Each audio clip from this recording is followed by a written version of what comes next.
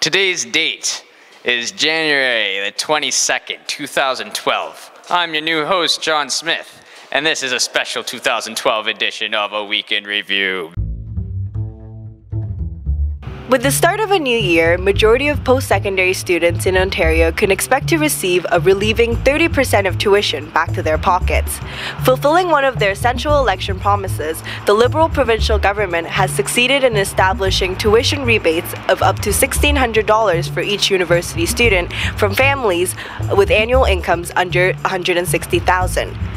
Since half of the year has already passed, the tuition savings for this semester will only amount up to $800. Nevertheless, as Glenn Murray, the re-elected Minister of Training, Colleges and Universities explains, in order to receive such funding, the students don't have to do anything.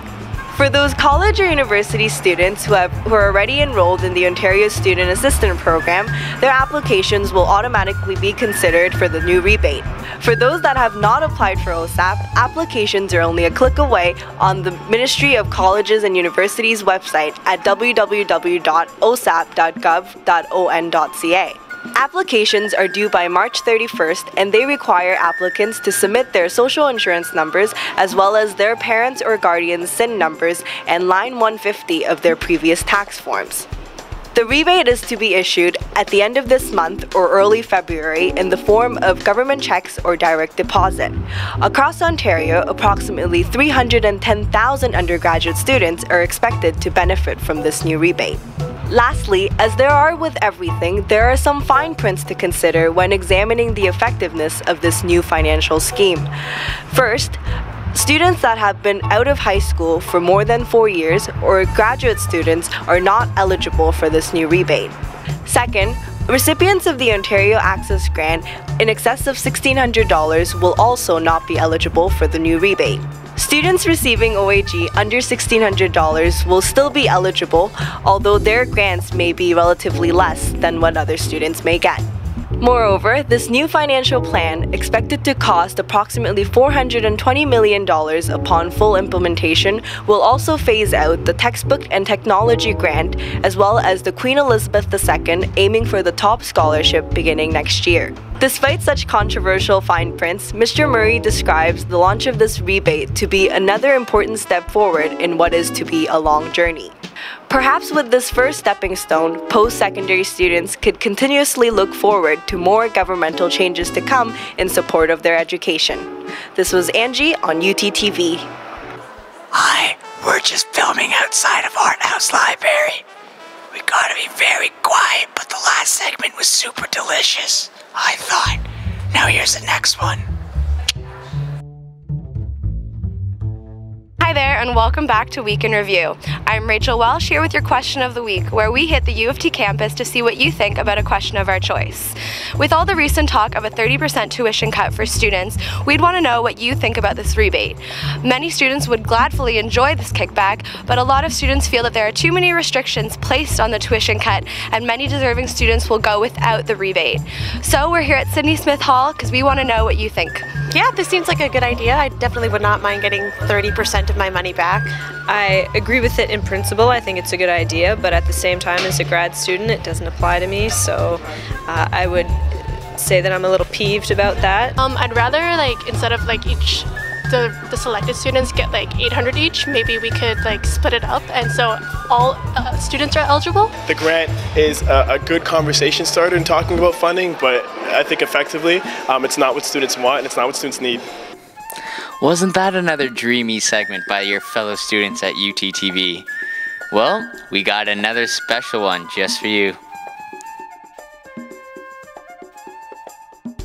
Hey U of T, my name is Zarina Andreopoulos and I'm here giving you your top spring trends of 2012. Look out for color blocking. You're essentially pairing vivid, bright, solid color pieces together to make a simple look a little more bold. A tip, try to stick to 2 to 3 colors. Any more might make you look like a crayon box. Also look out for bold prints and graphics. These go past the regular cheetah or zebra prints you see, but they're extravagant prints, like horizontal and vertical lines in all directions, oversized florals, parrot prints. Instead of simple stripes, it's more of a jagged edge. Layering print on print will also be seen, but again, be careful how you do it. Along with bold prints, geometrical shapes have been popular on the runways. It provides a futuristic feel to outfits. The 1920s are back with feathers, sequins, fringe, drop waists, and low-cut tops.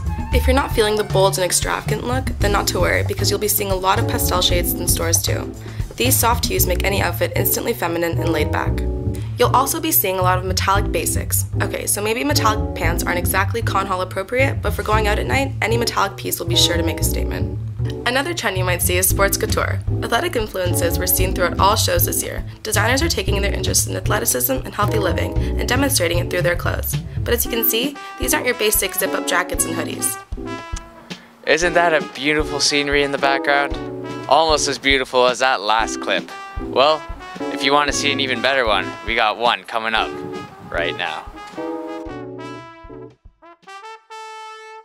As an avid fan of the original comic books, I was both excited and worried to see The Adventures of Tintin.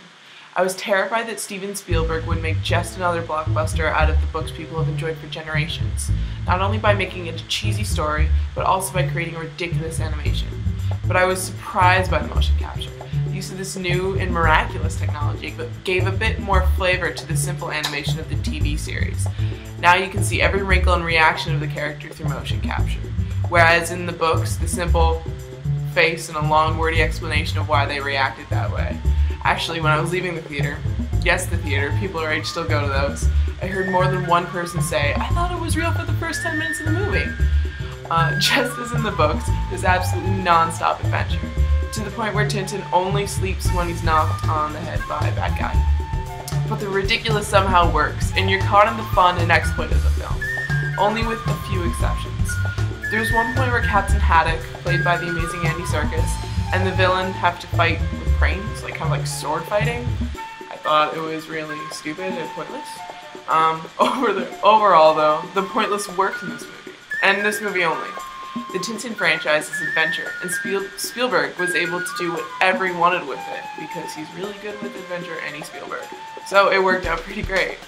Basically, I liked it. Not only because I'm an avid fan of Spielberg and Jackson, but because the entire time I was watching it, I was on the edge of my seat. The summation is, if you have read the books, it's definitely a must go. If you haven't read the books, you should read the books, because they're awesome, and then go.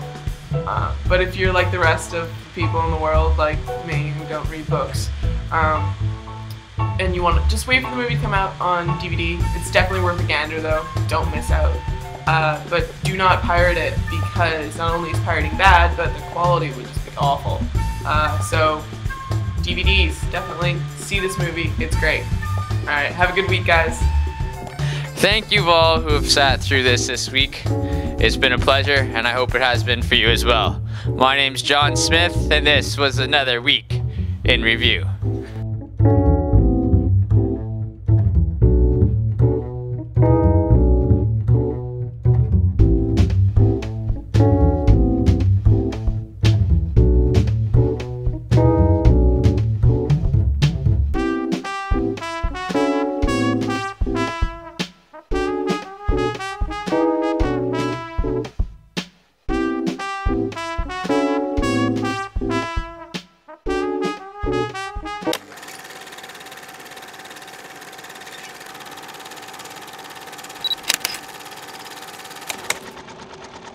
You